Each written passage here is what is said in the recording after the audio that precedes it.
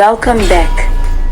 Based upon your past performance in the initial screening assessment, you have advanced in the competition, excelling above your peers, and you have been specially selected for advancement to participate in another unique simulation experience to assess your particular aptitude for analytical capability and leadership in immersive and realistic scenarios, which will further hone and develop your acumen and ability, if successfully completed, and which may be encountered by senior level leaders.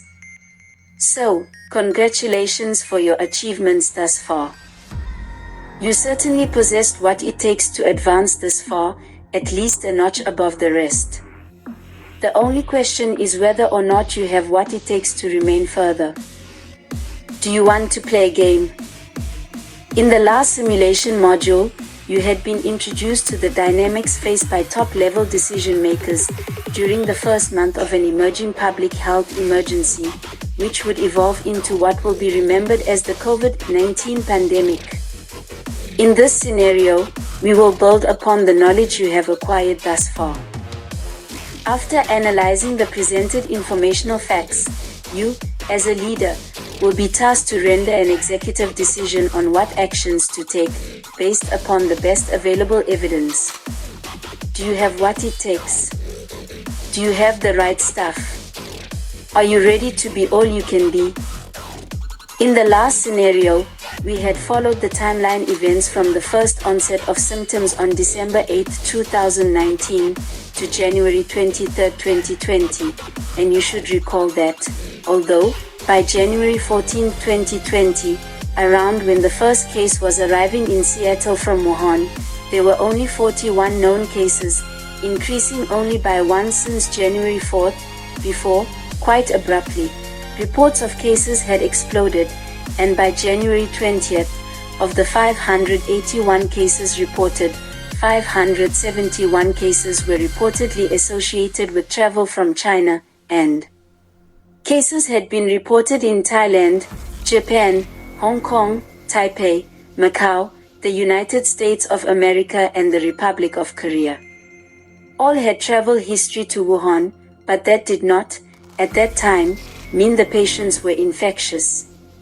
Still 95 cases were severely ill, and 17 deaths had been reported, all from Hubei province. And, with 7,818 cases reported globally, 7,736 reported in China, after 82 cases had spread to 18 countries outside China, the Emergency Committee on the Novel Coronavirus 2019 (nCoV) under the International Health Regulations IHR 2005 had convened to discuss whether the outbreak constitutes a public health emergency of international concern, APHEIC.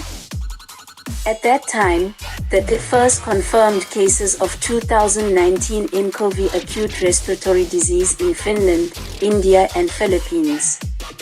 All had travel history to Wuhan city, and WHO had recommended that the interim name of the disease causing the current outbreak should be 2019 nCoV acute respiratory disease, where N is for novel and CoV is for coronavirus.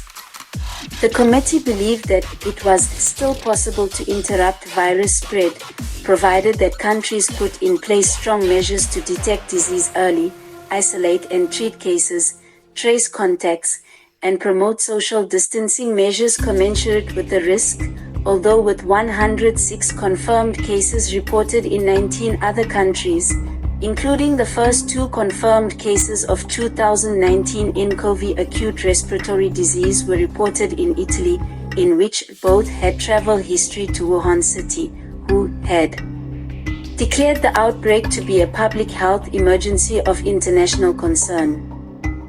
At that time, although there had been no reported deaths in other countries, in China there were 9,720 confirmed cases, 1,527 characterized as severe and 213 deaths. But, with declaration of APHEIC, based upon the available information, would you have wakened the president?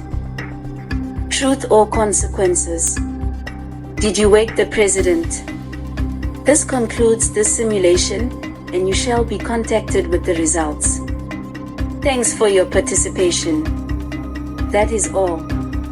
Carry on.